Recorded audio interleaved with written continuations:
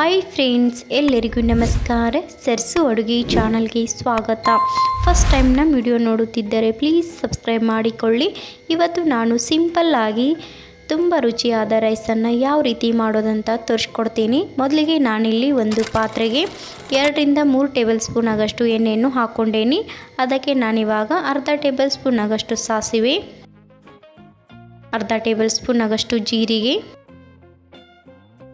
ಸ್ವಲ್ಪ ಕರಿಬೇವು, ನಾನಿಲ್ಲಿ 4 ಹಸಿ ಮೆಣಸಿನಕಾಯಿನ ಈ ರೀತಿ ಉದ್ದುದ್ದಾಗಿ ಕಟ್ ಮಾಡಿಕೊಂಡು ಹಾಕ್ಕೊಂಡೇನಿ.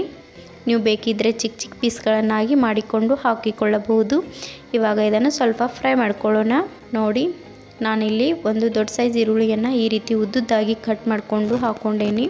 ಇವಾಗ ಸ್ವಲ್ಪ ಈರುಳ್ಳಿ ಕಲರ್ ಚೇಂಜ್ ಆಗೋವರೆಗೂ ಚೆನ್ನಾಗಿ ಫ್ರೈ ಮಾಡ್ಕೋಬೇಕು. ಸ್ವಲ್ಪ ಈರುಳ್ಳಿ ಸಾಫ್ಟ್ ಆಗಬೇಕು. ನೋಡಿ, ಈ ರೀತಿ ಚೆನ್ನಾಗಿ ಫ್ರೈ ಮಾಡ್ಕೋಬೇಕು. ನೋಡಿ, ಇವಾಗ ಈರುಳ್ಳಿ ಸಾಫ್ಟ್ ಆಗಿದೆ. ನಾನಿಲ್ಲಿ 3 ಹಣ್ಣು ಟೊಮೆಟೊನ ಈ ರೀತಿ ಸಣ್ಣದಾಗಿ ಕಟ್ ಮಾಡ್ಕೊಂಡು ಹಾಕ್ಕೊಂಡೇನಿ. ನೋಡಿ, ಇವಾಗ ಇದನ್ನು ಮಿಕ್ಸ್ ಮಾಡ್ಕೊಳ್ಳೋಣ. ಇಲ್ಲಿ ನಾನು ರುಚಿಗೆ ತಕ್ಕಷ್ಟು ಉಪ್ಪನ್ನು ಹಾಕಿಕೊಳ್ಳತ್ತೀನಿ. ಉಪ್ಪು ಹಾಕೋದ್ರಿಂದ ಟೊಮೆಟೊ ಜಲ್ದಿ ಫ್ರೈ ಆಗುತ್ತಾ, ಅದರಿಂದ ಉಪ್ಪನ್ನು ಹಾಕಿಕೊಂಡು ಟೊಮೆಟೊನ ಫ್ರೈ ಮಾಡ್ಕೋಬೇಕು. ಇದರಿಂದ ಟೊಮೆಟೊ ಜಲ್ದಿ ಸಾಫ್ಟ್ ಆಗುತ್ತಾ. ನೋಡಿ, ಇವಾಗ ಟೊಮೆಟೊ ಕೂಡ ಸಾಫ್ಟ್ ಆಗಿದೆ.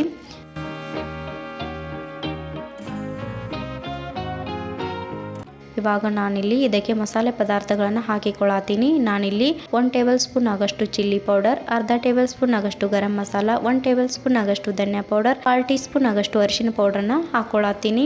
ಇವಾಗ ನೋಡಿ, ಇದನ್ನು ಚೆನ್ನಾಗಿ ಮಿಕ್ಸ್ ಮಾಡ್ಕೋಬೇಕು. ಈ ಮಸಾಲೆಯಲ್ಲಿರುವ ಹಸಿ ವಾಸನೆ ಹೋಗೋವರೆಗೂ ಚೆನ್ನಾಗಿ ಫ್ರೈ ಮಾಡ್ಕೋಬೇಕು. ನೋಡಿ, ಇವಾಗ ಈ ರೀತಿ ಚೆನ್ನಾಗಿ ಫ್ರೈ ಮಾಡ್ಕೊಂಡೇನಿ. ಇವಾಗ ಇಲ್ಲಿ ನಾನು ಬೇಯಿಸಿ ಇಟ್ಟಿಕೊಂಡಿರುವಂತಹ ರೈಸನ್ನು ಹಾಕಿಕೊಳ್ಳತ್ತೀನಿ.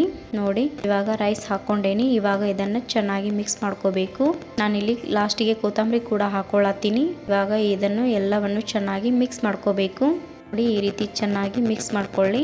ಇವಾಗ ನಾನು ಚೆನ್ನಾಗಿ ಮಿಕ್ಸ್ ಮಾಡೀನಿ. ಇಲ್ಲಿ ನಾನು 1-2 ನಿಮಿಷವರೆಗೂ ಮುಚ್ಚಳನ ಮುಚ್ಚಿ ಬಿಡ್ತೀನಿ. ಸ್ಟವ್ ಕೂಡ ಆಫ್ ಮಾಡೀನಿ.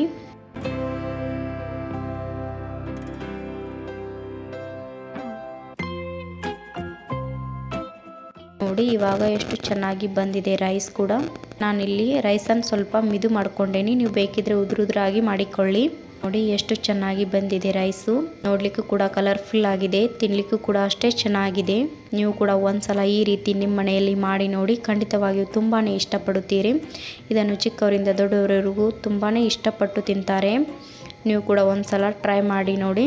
ಈ ವಿಡಿಯೋ ಇಷ್ಟವಾದಲ್ಲಿ ಪ್ಲೀಸ್ ಲೈಕ್ ಮಾಡಿ, ಶೇರ್ ಮಾಡಿ, ಕಮೆಂಟ್ ಮಾಡಿ. ಪ್ಲೀಸ್ ಸಬ್ಸ್ಕ್ರೈಬ್ ಮಾಡಿಕೊಳ್ಳಿ. ಈ ವಿಡಿಯೋ ನೋಡಿದ್ದಕ್ಕಾಗಿ ಧನ್ಯವಾದಗಳು.